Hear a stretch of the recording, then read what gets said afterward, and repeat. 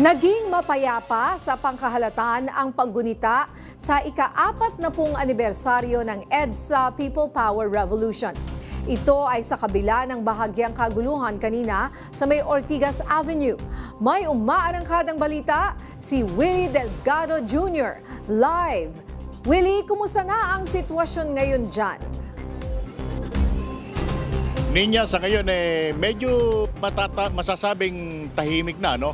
Itong harapan mismo ng EDSA Shrine dahil unti-unti nang nababawasan yung mga kanina ay nagrarally dahil nagmamarcha na sila papunta naman doon sa bahagi ng People Power Movement. Kaninang makapananghalian ay nakausap ko si NCRPO Chief Police Major General Anthony Abirin at sabi niya nasa more or less 5,000 yung kanilang i-deploy dito mismo sa paligid ng EDSA Shrine at sa bahagi ng People Power Monument. 2,500 plus yung nandito sa EDSA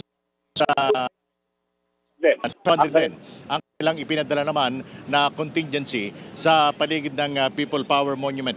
Inaasahan kasi nila na nasa 20,000 na mga rallyista at mga makikibahagi dito sa selebrasyon ng EDSA People Power 1 ang dadalo ngayong araw. 3 malalaking grupo ang naunang inanunsyo ng Quezon City Government na binigyan nila ng rally permit para makapag-rally, makapagsagawa ng kanilang kilos protesta at mga iba pa aktibidad sa kasabay nitong pagdiriwang ng EDSA People Power 1. Ganito yung itsura ng EDSA Shrine bandang umaga, pero matapos yung pananghalian ay unti-unti na napuno itong kanto mismo ng Ortigas Avenue at maging itong kahabaan ng Epifanio de los Santos Avenue. Dumagsa na kasi yung mga rallyista na mula sa iba't ibang sektor gaya ng mga manggagawa, mga estudyante, pare at madre na siyang nagsagawa ng mga programa dito sa harapan ng EDSA Shrine. Sa loob lamang ng mahigit 1 oras ay kanina hindi na halos mahulugan ng karayom ang kantong-kanto nitong EDSA at ng Ortigas dahil dito nakumpol yung karamihan sa mga nagsagawa ng kilos protesta. Bahagyang nagkaroon ng delay yung pagpasok dito ng mga rallyista dahil sila yung mismong binantayan ng mga tauhan ng PNP, NCRPO doon sa may bahagi ng Annapolis at saka EDSA. Kaya yung sanang inaasahan nilang alauna na kanilang programa ay naatras ng mga bandang alas 3 ng hapon.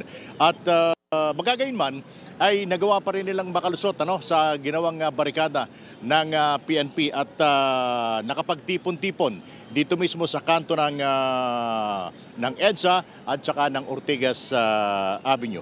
Pakinggan natin ang pahayag nitong si ACT Party List Representative Antonio Tinio.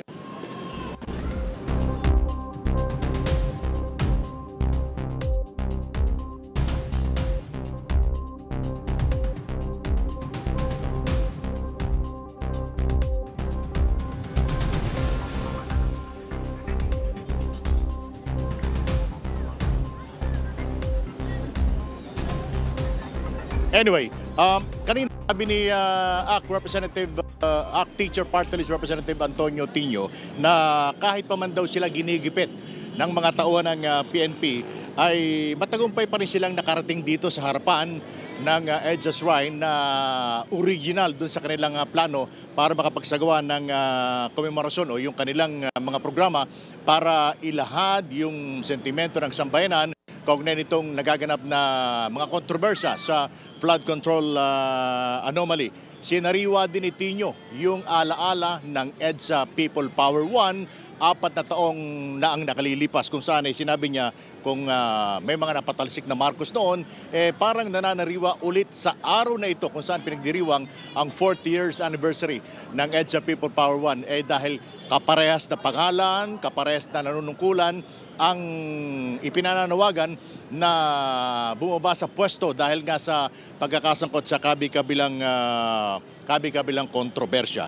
At kanina nga ay yung sinasabi ko, na-delay yung kanilang programa pero binigyan sila ng pagkakataon pa rin na mga tauhan ng PNP dahil Nung una, ang sabi ni General Abirin, hindi nila agad pinayagan dahil may daladalang truck, inihambalang ng mga militanteng grupo yung kanilang daladalang truck sa may bahagi ng EDSA, at ang original plan nila ay ihambalang din dito sa kanto ng EDSA at ng Ortigas, na hindi pinayagan ng PNP dahil posibleng makabalam ito sa matinding daloy ng trapiko, dahil masikip na yung daloy ng trapiko kanina niya.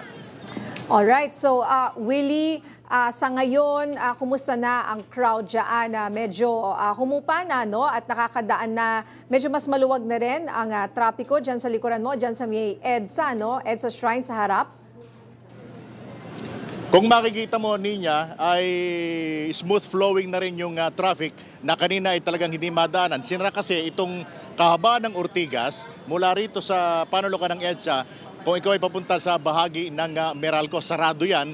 At maging itong service road ng EDSA na galing ng Shaw Boulevard, kung ikaw ay papunta rito sa bahagi ng EDSA Shrine, ay hindi na rin siya dinaanan.